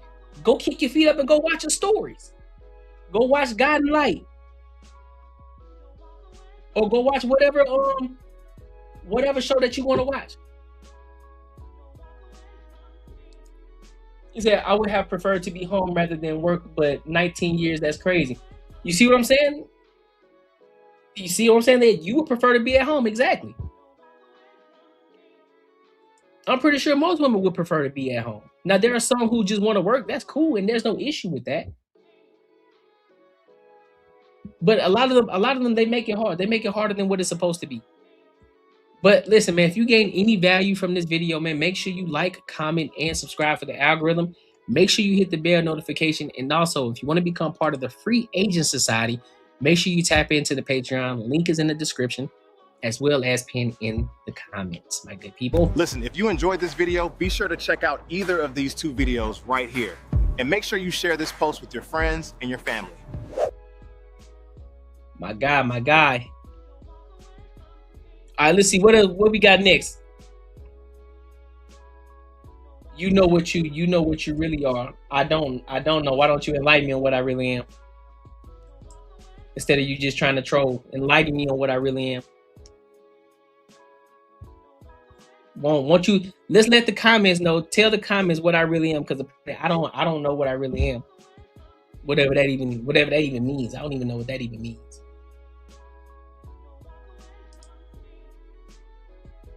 Listen, low key, 0526. I think you love me, low key though. I think you love me, man.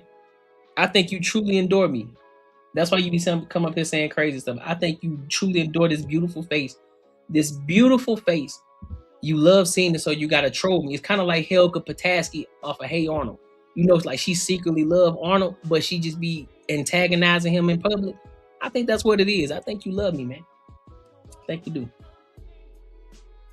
I think you low key undercover in love with me. That's what's up though. Hey folks, this is not going to be the most... Let's go ahead and move over to this next topic. Now we're gonna switch gears. You know what I'm saying? We ain't gonna get into relationships. I want to talk about this 8,000 hours. You know, YouTube has increased their stipulations in regards to watch hours, and they have made some changes. So I want to get into it, and then I want to give my thoughts and my opinions after we analyze this topic. All right. So let's go ahead and get into it.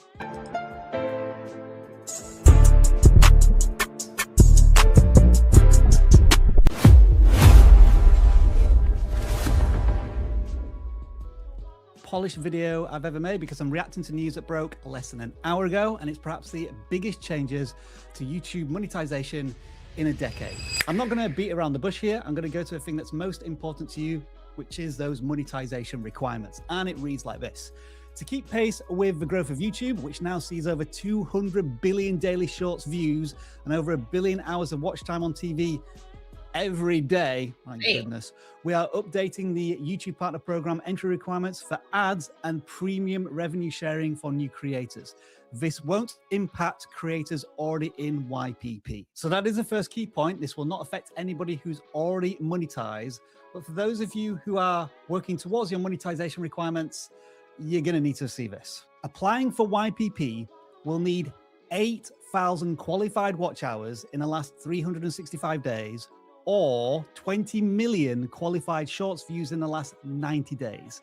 The entry thresholds for fan funding and shopping products, which is 500 subscribers and 3,000 watch hours and 3 million views, haven't changed. And just for clarity, let me remind you that currently you need 4,000 hours of watch time over a 12-month period, or 10 million YouTube Shorts views over a 3-month period to reach the YPP requirements for ad revenue. So effectively, the numbers have doubled. Yep, I'm just going to leave those numbers there for a moment for you to ingest, but also mention that the subscriber requirements haven't changed. You still need 1,000 subscribers, and there is no time limit on how long you need to get them. Now, the next biggest change seems to be this, if I understand it correctly.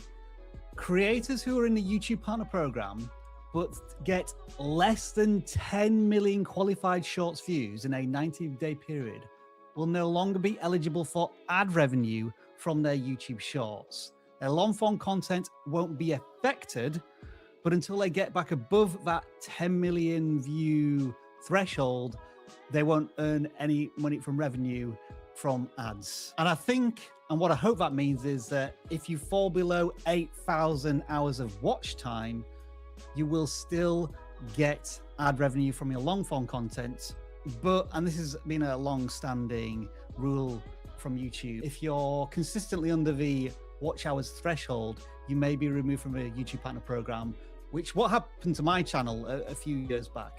So be aware of that as well. There was also mention of YouTube Premium Lite being now rolled out to more countries, meaning that there will be more opportunities for creators in the YouTube Partner Program to earn more revenue. I'm just going to leave these on screen, read it, pause the video. Let's see what they're talking about. Pool revenue, premium net revenue. I mean, pool revenue. I said poor. Pool revenue, Premium net revenue, of course, by subscription offering.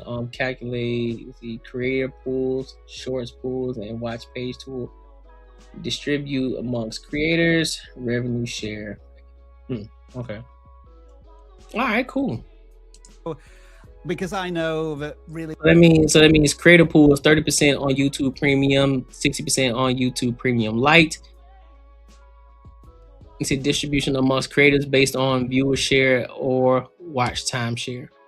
This is the most least important part of this incredible YouTube update. Now, I appreciate that some of you may be looking at all of this and panicking right now. Please don't, because none of this, as I understand it from YouTube's update here, takes effect until the 1st of February 2027, which effectively means you still have 6 months of runway on these old requirements, 4,000 watch hours and 10 million shorts views. That is, of course, if I've interpreted. I ain't gonna hold you. When I first heard this, when I first saw this, I was like, uh-oh. And the first thing I thought about saying, well, of course, there's a lot of people that's coming back onto YouTube, because at one moment, YouTube, it wasn't hitting as hard at one point because of the live streaming, because of the IRL streaming. But we see a lot of people start making their way back to YouTube. And to be honest, I think that's why they're doing it. I could be 110% wrong, but I think that's one of the reasons why they're doing 8,000 hours. But to be honest with you, there's really no reason to panic. If I'm gonna be 110, there's no reason to panic. If you're doing the work and you just continuously keep showing up, being consistent, making sure that you're putting out quality videos, and you're just working, bro, it won't be nothing to get to 8,000 hours. If I'm being 110% honest. So it's almost like a nothing burger, right? But some people have panic. Some people are like, oh my God, 8,000 hours is already hard enough to get to 4,000 hours. But it ain't nothing, bro. If you putting out your content and you are constantly tailoring, again, putting out quality work and understanding what is going to capture the views, you'll be all right. You'll be all right. I think it's just slowing down the people, or slowing down, I guess, the rate at which people are qualifying for the YouTube program. But don't really see nothing being a big issue here, if I'm being honest. And but this is also a wake-up call to the people who've been saying, hey man, I'm taking my time, dog. You know what I'm saying? I want to make sure it's perfect. I just want to. The time is now. If you want to get monetized before the 8,000 hour thing hits, you got until February 1st, 2027. So that means you better start putting out content now. Stop waiting. Stop waiting for the perfect time. Stop talking about, I just got to make sure it's perfect, man. Nope. Put it out now. Regardless of how you feel about it, the content is going to be trash on the first put out. It is what it is. It's always going to be trash, so put it out. Get started. So, but other than that, I just wanted to touch on that piece right there. It really wasn't much to talk about in that. So, it is what it is. But make sure you like, comment, and subscribe for the algorithm. Make sure you hit the bell notification, my good people. Listen, if you enjoyed this video, be sure to check out either of these two videos right here. And make sure you share this post with your friends and your family. Yes, sir. Yes, sir. Yes, sir. I'm liking this. So look, I got one more topic I want to cover. I got one more thing I want to cover right now. This is interesting, man. And I think this is starting to become, I don't know if this is a trend or I don't know what's going on in this era, but everybody quitting their jobs, man. Everybody just quitting their jobs. I don't know what the heck is in the water. I don't know what's going on. But we're going to analyze this topic, then we're going to give our thoughts and opinions. So let's go ahead and rock out.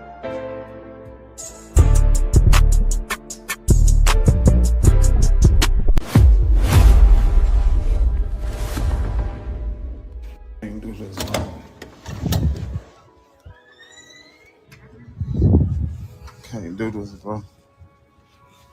I swear to God, I done quit so many jobs, bro. It's like none of them for me, bro. I don't know what's my purpose. I don't know what I'm gonna be in life. But this job shit, this working shit is not for me, bro.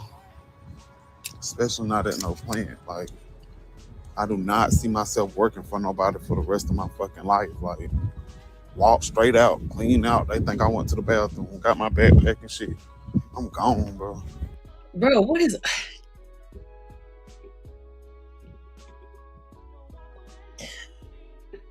Bro, what is up with people, bro? What is up? No, for real. What's up with y'all just quitting and leaving y'all jobs, dog? What's up with y'all just quitting and leaving y'all jobs? What's the point? Your life... I'm sorry.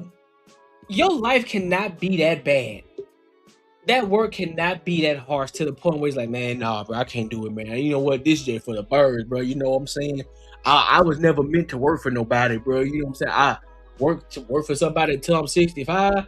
Man, nah, man. But see, instead, because you're focused, you think work is supposed to be something that's perfect. You're having fun. It's lavish. You're smiling. You're happy. Listen, bro, you're supposed to go to work to get money. Go to work to make your money, take care of your bills, and you focus on the things that you really want to focus on outside of work.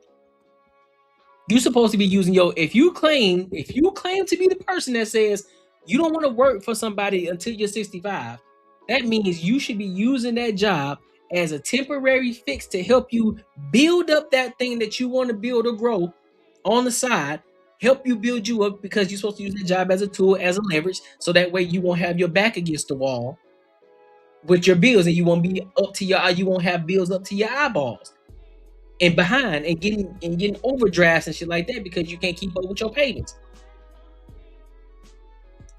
That's what you're supposed to do, and you build on the side. Look at these comments. You got Shorty say, I just quit my job today. I feel so much relief. It's gonna get better. God gonna lead the way every time. What are y'all talking about? Why y'all keep saying God making y'all quit? Why y'all keep thinking, why is that the case? Why didn't you try to get a job before you left? That's what I'm trying to understand, bro. You're not wrong. Look at the next comment. You're not wrong. 40-hour weeks are abnormal. Upstate will kill you, dang near. What you talking about? You ain't doing... I guarantee you ain't got nothing else going on outside of your job. And y'all up here, oh, God gonna find a way for me. God gonna clear the path. Last time I checked, God clears the pathway for you when you're working. When people talk about, hey man, you gotta find what's your purpose in life. Well, you find your purpose through the work. And then the purpose is revealed to you. I ain't never heard nobody, only in movies where you hear people just sitting down trying to figure out, oh man, what do I want to do with my life? And then they get an epiphany, oh, I know what I want to do with my life. No, 9 times out of 10, it comes from people working. You already are working in something, and so therefore you figure out through whatever it is that you were doing, there's some anomaly happened, and you show the true colors of what you are purposely supposed to do. And then this revealed to you through that. Not, oh, I'm quitting my job, man. God gonna find a way for me. Man, if you don't sit down somewhere,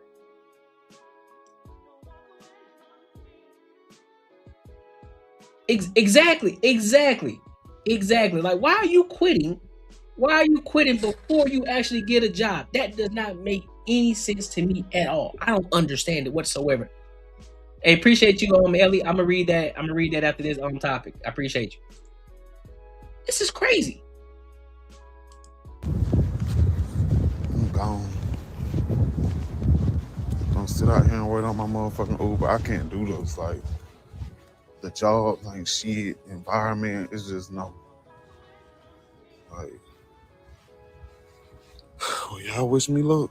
What advice do you? Y'all too sassy, bro. Can't do that. I ain't gonna hold you. Y'all too sassy out here, bro. Y'all doing too much. This is why women are up here telling you, bro. This is why women up here say a lot of these men being sassy, a lot of these men out here are soft. A lot of these men aren't masculine men anymore. You got this dude walking up out of here. I mean, you can tell he's sassy, but walking up out the job, ain't telling nobody nothing, ain't quit. Because what I remember growing up is quiet quitting. Is I'm already putting applications in other places. I'm already looking at other jobs. And before I actually leave, I make sure I got a job lined up before I dip out. And then I naturally, whether I wanted to burn the bridge or not, I would either give you a 2 weeks notice or I won't give you a notice at all. Or maybe a few days before, then I dip because I know I ain't gonna come back again. Y'all just walking out, or y'all pulling the Antonio Brown. Y'all just taking your uniform off during the game.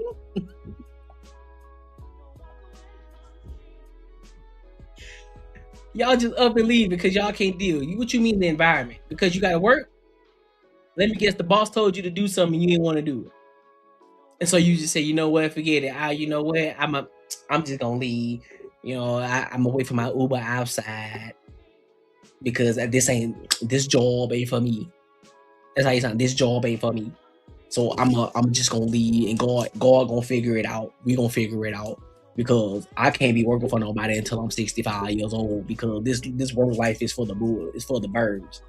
Boy, if you don't sit down somewhere, man, and go make your money and stop complaining and figure that shit out. If you don't sit down somewhere, I just gotta listen to it again. Hold on.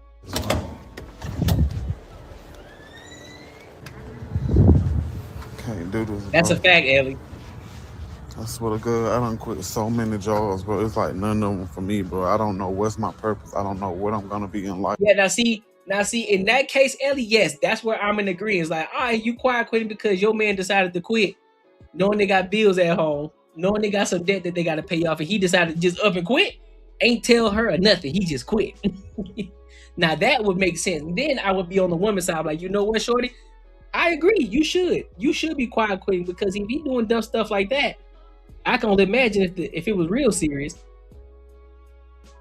Just up and leaving without addressing anybody? Nah. So I'm in agreement with that one. He said, did that boy just ask us to wish him luck? He did. He did. But this job shit, this working shit is not for me, bro. Especially not at no plant. Like, I do not see myself working for nobody for the rest of my fucking life. Like, and this is where you're supposed to create, and this is where you're supposed to make a plan. This is where you say, all right, listen. Maybe I'm too in my emotions. Maybe I just wasn't feeling it today. But let me make a plan for myself. Let me give myself a 5-year plan, 2-year plan, 3-year plan, whatever. I don't plan to be working here for a long time, so that's already prevalent. So you can either do one of two things. You can say, listen, I'm gonna work here until I find me a new job where I can focus and get out of this environment that I'm in. So my main focus right now is to find another job that I would actually maybe enjoy. That'll get me out of this position. I bet. Exactly. And take PTO or something. Now that you're doing that, you're not focused on the job in itself because your mind is focused on out of there. So you just there to do the job right, and you go home. So now you ain't focused on the emotional aspect of, oh, this is so draining. This is mentally draining. I don't like the manager. Blah, blah, blah, blah. You just erase all of that. You just ignore all of that. Water on the bridge, you ain't studying it. Like, it is what it is, bro. I'm just here to do my job. Whatever they ask me to do, I'm just going to do it. Because I know in my head, I'm not going to be here long anyway. So I'm just here to get my paycheck. So I'm going to do my job, and then I'm going to leave. That's it. And work don't stay at work.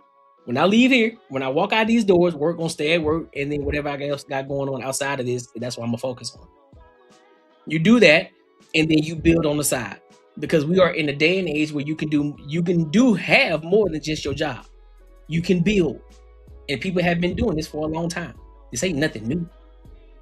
But for some reason, people aren't catching heed to that. They think that their job is gonna get them to that place of freedom, and it ain't. You got to build something. You have to build something.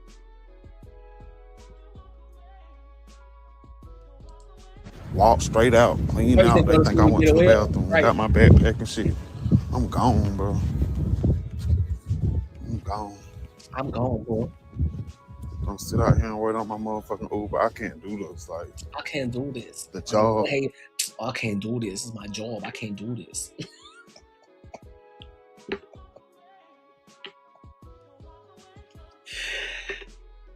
And then he put wish me luck. Man, come on, bro.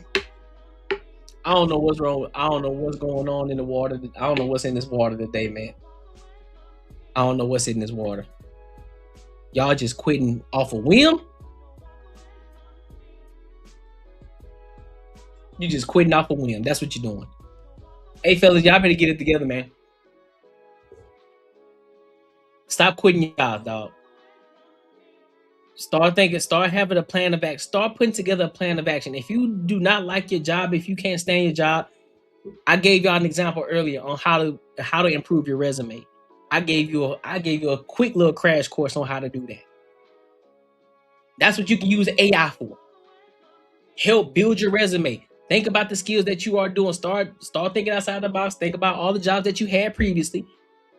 Put that into ChatGPT and tell it, listen, based off of all the skills and my background skills that I have, what other jobs can I qualify for? Boom, it'll give you a list of it. Once you do that, you figure out which one you want to actually work with. Like, okay, I bet that'd likely to be something interesting. How much does it pay yearly on average? Oh, that pays a nice amount. That pay way more than what I'm making right now. Bet. So now let me go into my resume. So here's what I need you to do. And I would prefer you do either Gemini or Claude. Now you tell it, listen, based off of my skills, I need you. What companies are actually hiring for this type of position? It'll tell you. 9 times out of 10, it'll tell you. All right, now what I want you to do, I want you to tailor my resume to the verbiage of that company, so that way I can get past the little AI bot that they use to filter our resumes, to filter our applications. So I want to get past. I want to get to the back end because I want to get to the interview. There you go. Do that every time. While you're still working, don't quit your job, bro. You still got to make money. I'm pretty sure you got bills to pay. I'm pretty sure you got an apartment to pay for. And if you ain't got no money to pay for it, you gonna be in some deep ish. Come on, y'all. Gotta do better, man. Gotta do better. Got to do better, man. But hey, make sure you like, comment, and subscribe for the algorithm, and make sure you hit the bell notification. And if you want to become part of the Free Agent Society, make sure you tap into the Patreon. Link is in the description. Listen, if you enjoyed this video, be sure to check out either of these 2 videos right here. And make sure you share this post with your friends and your family. That's a fact too.